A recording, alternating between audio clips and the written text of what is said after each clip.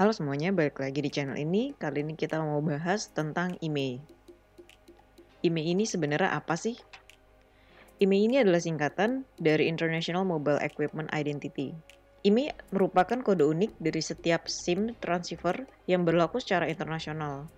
Contoh dari perangkat yang memiliki IMEI ini adalah smartphone, tablet, dongle, modem, WLAN router, dan perangkat IoT yang menggunakan SIM card transceiver. Apa sih pentingnya IMEI? Pentingnya IMEI ini bisa dilihat dari dua sudut pandang, yaitu adalah sudut pandang produsen, importer, dan konsumen, dan lainnya adalah sudut pandang dari operator seluler dan pengguna. Kalau pentingnya IMEI dari sudut pandang produsen, importer, dan konsumen adalah ketika konsumen membeli sebuah barang dan nomor IMEI-nya tidak terdaftar di produsen dan importer, maka barang tersebut bisa diindikasikan sebagai barang ilegal. Karena untuk mendapatkan nomor IMEI, produsen harus membayarnya pada asosiasi GSM. Selain nomor IMEI yang tidak terdaftar, bisa juga ada kasus barang ilegal yang tidak memiliki nomor IMEI, ada juga yang nomor IMEI-nya terduplikat. Sudut pandang lain yang tadi sudah disebutkan adalah dari sudut pandang operator seluler dan pengguna. IMEI digunakan oleh jaringan GSM atau operator seluler untuk mengidentifikasi perangkat telekomunikasi yang mencoba tersambung dengan jaringan tersebut.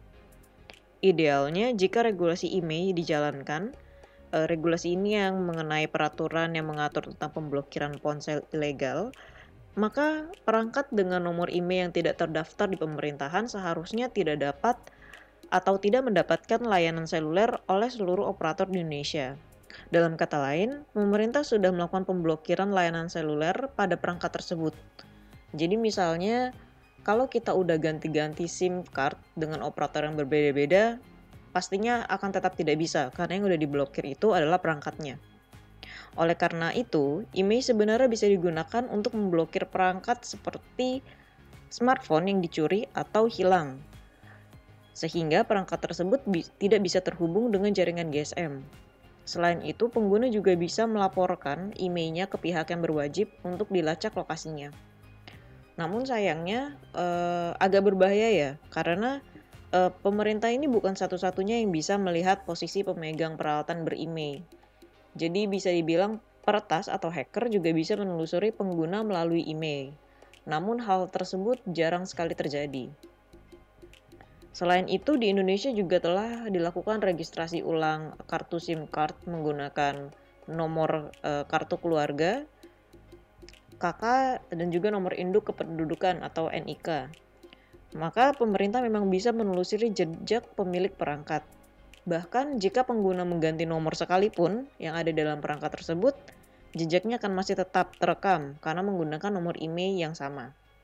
Di mana sih kita bisa lihat nomor IMEI? Nah, pada umumnya nomor IMEI ini bisa dilihat pada stiker yang tertempel di box atau di perangkatnya.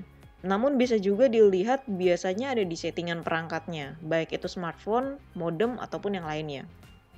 Nah, sekarang bagaimana cara kita tahu kalau nomor IMEI kita ini sudah terdaftar atau belum di pemerintah? Kita bisa cek di website ini https://imei.kemenperin.go.id untuk mengecek, langsung masukin nomor IMEI-nya aja. Dan juga kita juga kalau untuk pengguna smartphone udah mulai ada beberapa operator yang menyediakan kode-kode tertentu untuk melakukan pengecekan IMEI-nya. Jadi sebenarnya selanjutnya gue akan bakal jelasin tentang cara mendaftarkan IMEI ya. Tapi disclaimer dulu, kalau memang gue ini belum pernah ngurusnya. Gue belum pernah ngurus pendaftaran IMEI sendiri, ataupun gue juga belum pernah ngurus pajak bea masuk. Jadi informasi yang akan gue sampaikan ini murni dari gue telusuri atau gue cari-cari dari sharing dari sumber-sumber lainnya. Nah, sumber-sumber tersebut nanti akan gue lampirkan juga di description box atau bisa juga lihat di blog gue. Nah, sekarang tentang cara pendaftarannya. Di sini ada dua cara atau cara barang itu bisa ada di tangan kita. Yang pertama adalah hand carry, yang kedua adalah beli online via kurir. Hand carry ini artinya adalah ketika kita pergi ke luar negeri, kemudian kita pulang, kita bawa handphonenya dengan tangan kita sendiri, itu namanya hand carry. Biasanya barang-barang hand carry ini memang belum terdaftar IMEI-nya di pemerintahan. Namun kita bisa mendaftarkannya sendiri dengan cara buka website https://www.beacukai.go.id/register-imei.html. Nanti juga linknya bakal ada di description box atau lebih lengkapnya bisa cek di blog. Kemudian isi formnya mulai dari nomor penerbangan itu perlu, kemudian data diri lainnya, spesifikasi barang, dan sampai ke harga barang. Kalau udah nanti klik send, kemudian akan tergenerate QR code.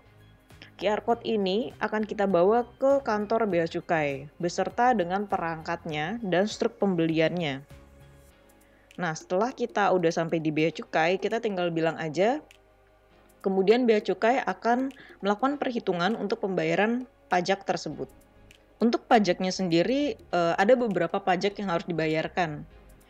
Kalau gua summarize itu ada 4, tarif bea masuk sekitar 10% dari nilai kena pajak. Kemudian tarif pajak pertambahan nilai atau PPN 10% dari nilai import.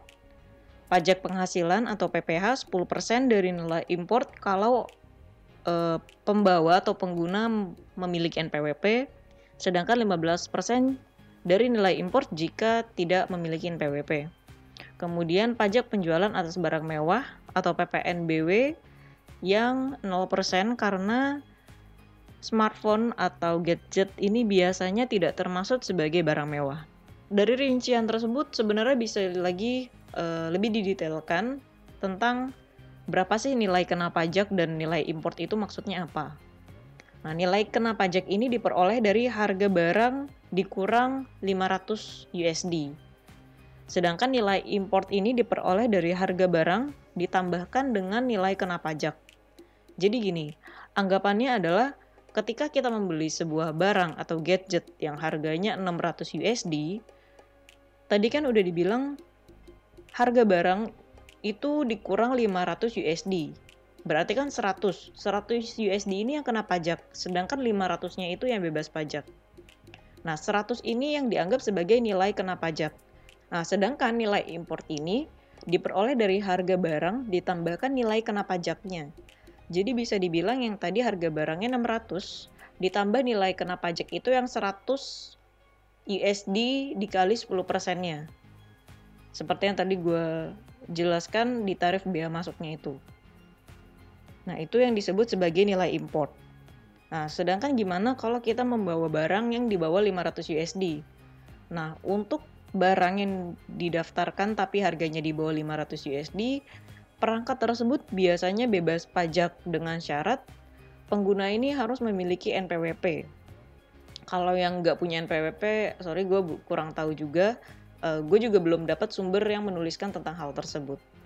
Kemudian tentang beli online via kurir, ini mungkin sering terjadi ya. Jadi kita beli online aja dari e-commerce tanpa kita tahu IMEI-nya ini sebenarnya udah terdaftar atau belum. Pendaftaran IMEI ini juga bisa dilakukan, tapi menggunakan perhitungan yang berbeda dari yang hand carry tadi. Sebenarnya gue agak kurang bisa menjelaskan tentang ini karena dari beberapa sumber yang gue baca, sumbernya ini menyebutkan cara yang berbeda-beda. Ada yang bilang mirip kayak hand carry, cuman ganti nomor penerbangannya, ganti nomor reksi atau tracking pengirimannya. Ada juga yang bisa lewat kurirnya sendiri, tapi perhitungan pajaknya jelas jauh berbeda. Karena katanya ada yang bilang 500 USD yang tidak kena pajak itu jadi kena pajak. Tapi kita nggak perlu bayar PPH-nya sama PPNBW-nya. Cuman kalau yang itu gue lebih kurang percaya diri untuk di-sharingkan. Jadi gue lebih baik nggak bilang. Ini gue nggak terlalu jabarin di slide-nya karena gue takut ada yang salah juga. Jadi gue harap kalau misalnya lu ada yang punya sharing pengalaman, bisa banget komen di bawah, tulis pengalaman lu tentang per-email ini, cara pendaftarannya gitu. Itu akan sangat membantu sekali. Sebenarnya pertanyaan yang paling mendasar adalah bisa nggak sih dibilang kalau kita mau daftarin IMEI ini perlu bayar? Nah, sebenarnya gini, pendaftaran IMEI ini tidak berbayar. Tapi sayangnya pendaftaran IMEI ini dikaitkan dengan pajak bea masuk atau pajak impor. Jadi, kalau misalnya nomor IMEI itu tidak terdaftar di pemerintahan, artinya barang tersebut tidak membayar pajak masuk. Sehingga barang tidak dapat digunakan menggunakan operator seluler di Indonesia. Nah, hal ini sebenarnya berdampak buruk. Menurut saya malah bahkan sangat buruk untuk konsumen atau pengguna end user. Nah, karena kan sebenarnya kita sebagai pengguna perangkat tidak mengetahui kan, ini tuh sebenarnya legal atau enggak barangnya. Yang kita tahu sebenarnya cuma pakai. Terus kita udah beli mahal-mahal, tiba-tiba kita nggak bisa pakai satupun operator. Itu kan sebenarnya sayang banget. Kalau kita mau perjuangin, kita yang harus bayar bea pajaknya atau bea masuknya. Nah, ini sebenarnya sangat merugikan sekali. Mungkin sekian dulu sharing kali ini. Seperti yang gue udah bilang sebelumnya, kalau kalian ada yang pernah mengalami hal ini tentang per-IMEI-an, keluhan-keluhannya, kemudian sharingnya juga, kita tunggu banget, itu sangat membantu juga. Jangan lupa tetap sharing dan nantikan video-video selanjutnya. Bye!